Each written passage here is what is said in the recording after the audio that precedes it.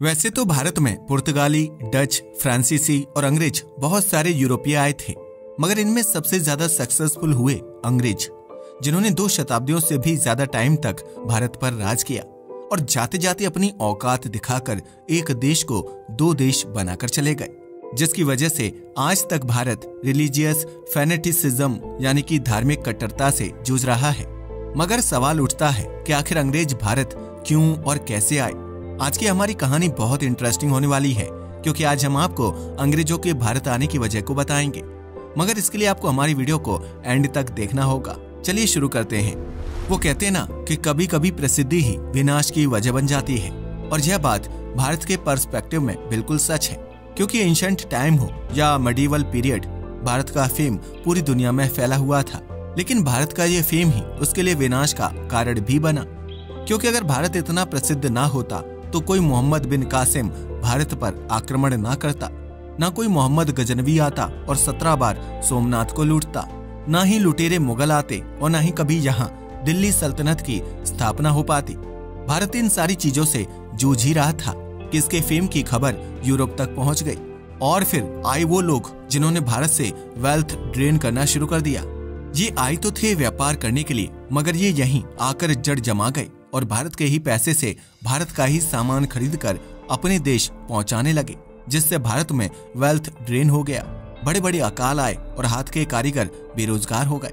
खुद एक अंग्रेज अधिकारी का कहना है कि बंगाल में यहाँ के कारीगरों की हड्डियां बिखरी पड़ी हैं।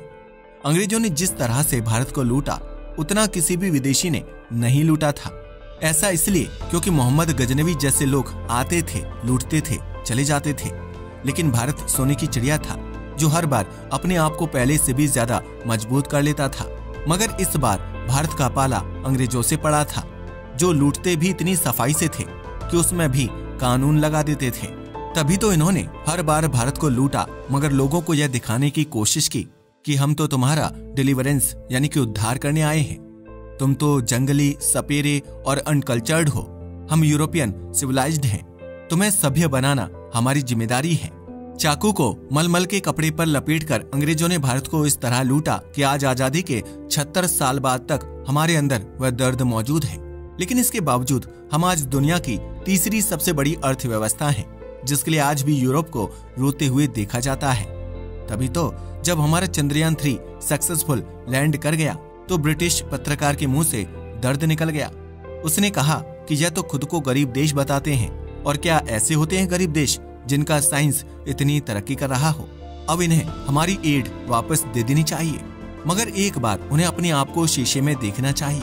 वे हमसे अपनी एड मांगते हैं तो 200 साल तक उन्होंने भारत को जो लूटा है, पहले हमारा सारा सोना, सारा पैसा वापस करो, और हाँ, कोहिनूर को देना मत भूलना।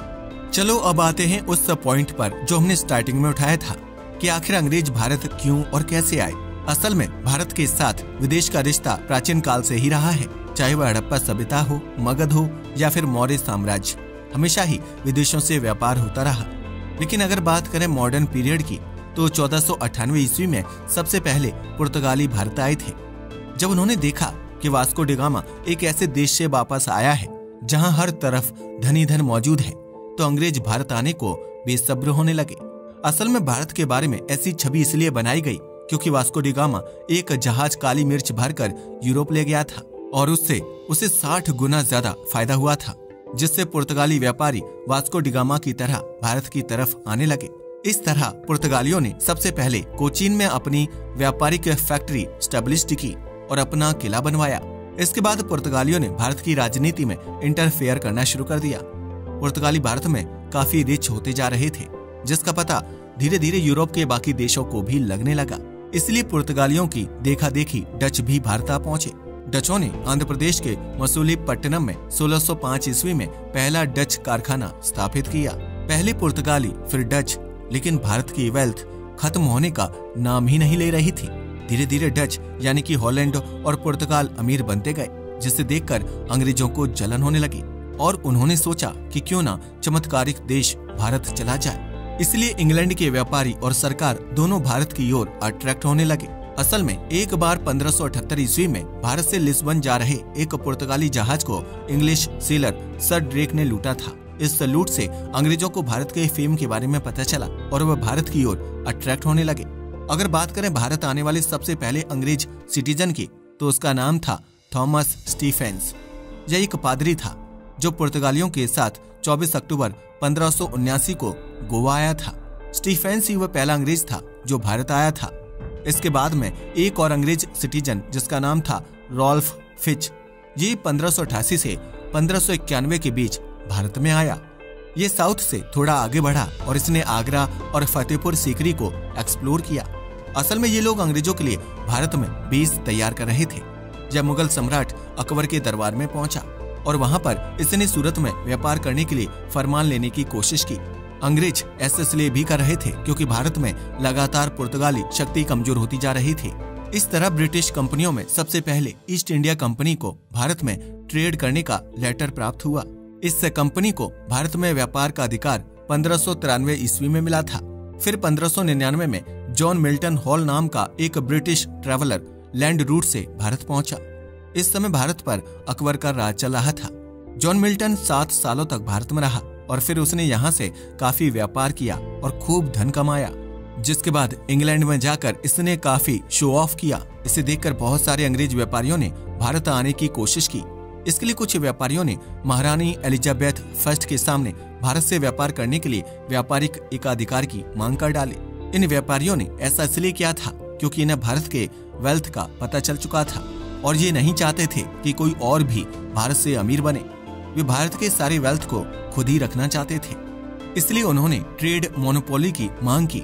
महारानी ने उनके प्रपोजल को एक्सेप्ट कर लिया और फिर 24 सितंबर 1599 को अंग्रेज ईस्ट इंडिया कंपनी या the governor and company of merchant of trading in the east Indies को स्टैब्लिश किया। 31 दिसंबर 1600 को ब्रिटेन की महारानी एलिजाबेथ फर्स्ट ने पूर्व यानी कि भारत चीन के साथ ट्रेड के लिए 15 सालों का अधिकार पत्र प्रदान कर दिया। महारानी ने ऐसा इसलिए किया था क्योंकि वे देखना चाहती थीं कि भारत से इन व्यापारियों को कितना फायदा होगा और अगर फायदा ज्यादा रहेगा तब वे आगे इस टाइम पीरियड को बढ़ा भी देंगे। लेकिन इन्हें महारानी की एक्सपेक्टेशन से भी ज्यादा फायदा हुआ, इसलिए जेम्स फर्स्ट ने 1609 में इंडेफिनिटली के लिए उस टाइम पीरियड को बढ़ा दिया।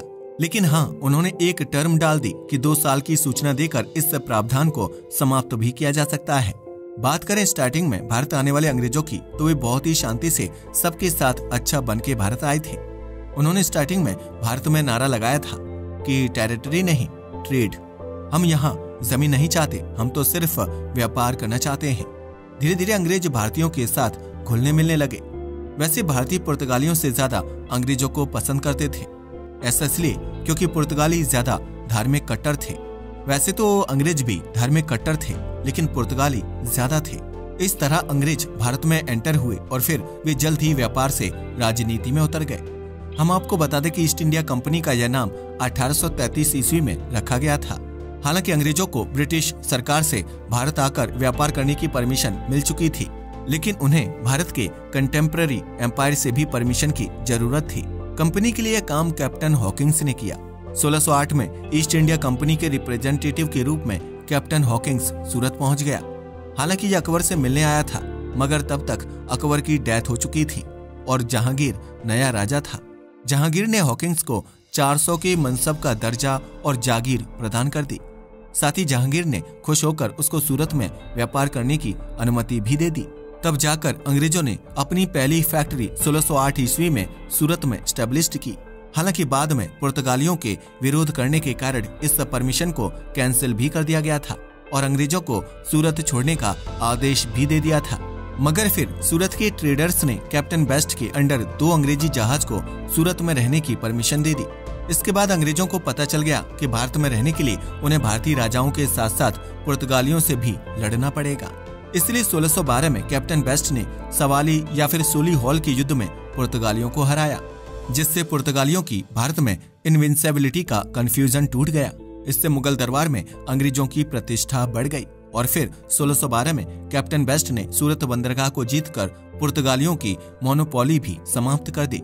और फिर शुरू हुआ भारत में अंग्रेजों के व्यापार का और फिर भारत की राजनीति में उतरने का सफर।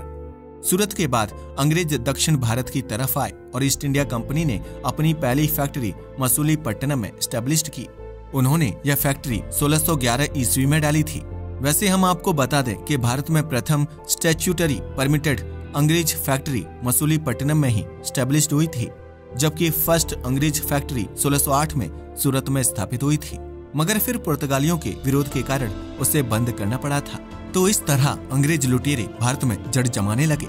ये तब तक शांत रहे जब तक मुगल साम्राज्य पावरफुल था, मगर जैसे ही औरंगजेब की डेथ हुई और कमजोर उत्तराधिकारी आए, अंग्रेजों ने अपनी औकात दिखानी शुरू कर दी।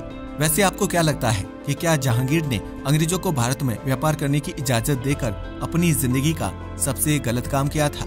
अगर वह इजाजत ना देता तो शायद भारत अंग्रेजों के दर्दनाक गुलामी के सफर से बच जाता।